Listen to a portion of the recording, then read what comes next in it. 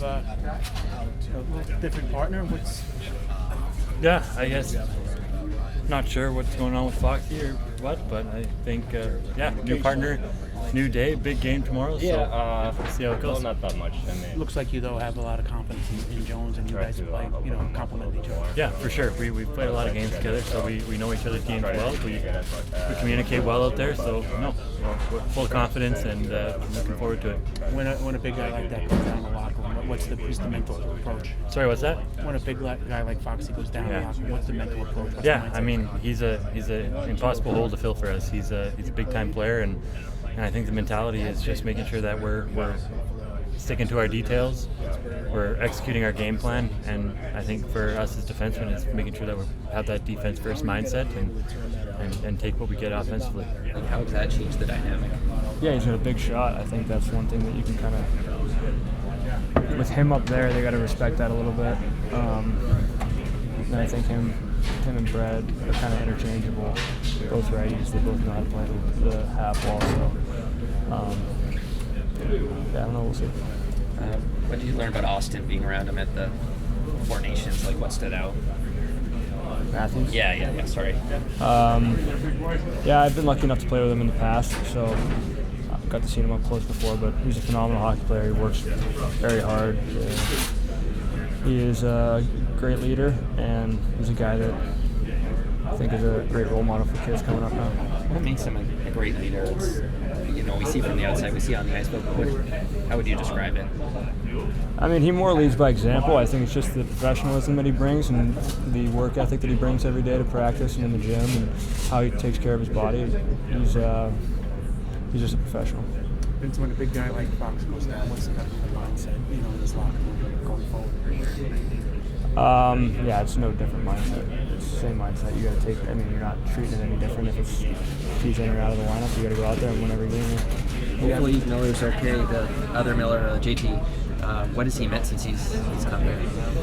Yeah, another big part of our team. He's obviously a guy who drives a lot of the play, and another guy that works very hard and plays the style of game that you really want on your team. So he's been a big part of the reason we've been winning lately.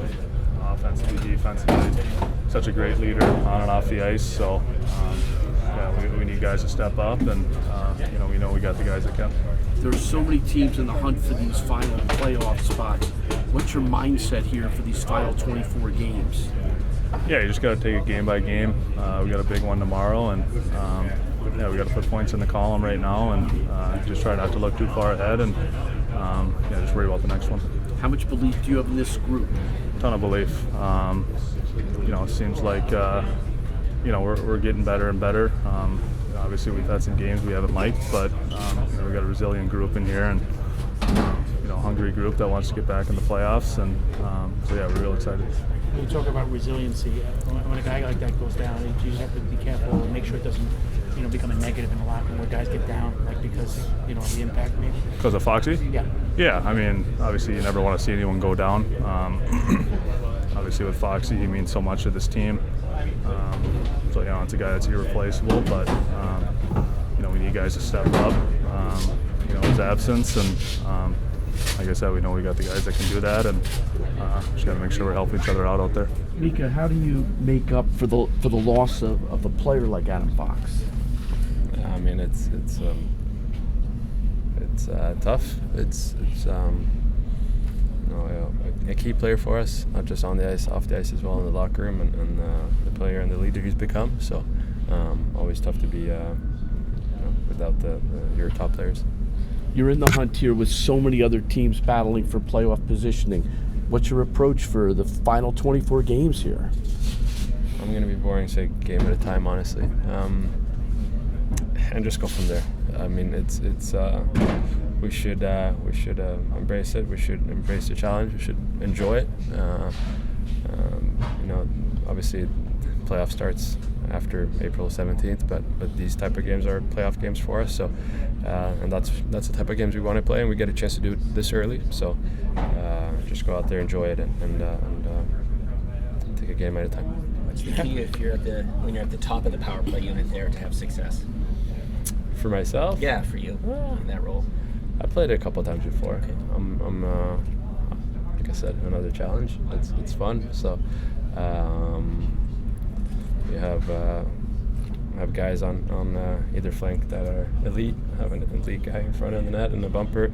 That's unbelievable too. So have good players around me. So I'm just gonna make sure to distribute to them and shoot when I get the opportunity. What do you make of what's the difference when you have 5 forwards on a power play as opposed to 4 and 1 defenseman? What do you see is there much of a difference? Especially when one of those I guess we'll tell. is Adam. We'll see tomorrow. No, I mean it's. I think in a way where you're 5 forwards, you can interchange even more. With Laffy going up there or whoever, like Brett going up there, like it doesn't really matter who goes up top. But yeah, no, I'm excited. I've played with 5 forwards in the past, so had some good memories from that. Hopefully, we can create some good. Where'd you play with him?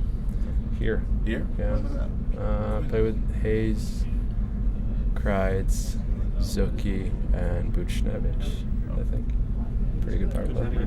That's pretty good. Pretty good one. So yeah, and this one is not so bad either. So obviously we miss Foxy, but we got to make the most out of it. When you say makes the most of it, is it almost like you guys to step up as a team? Not one guy's not going to replace him. Yeah, I think there's areas that we have to play as a team as well. I mean, I think it's hard to straight up just cover up all the things that he brings and the skill that he has, but we've got to do it collectively and just go from there. Playing with William Nylander at the Four Nations, what did you learn about him that maybe you didn't know before? Awesome guy, honestly. Hockey-wise, there was a lot of things I knew about him and admire about his game, but just him as a person, it was a lot of fun to get to know him yeah, great guy and obviously a great player. So it'll be a fun challenge to go up against him tomorrow.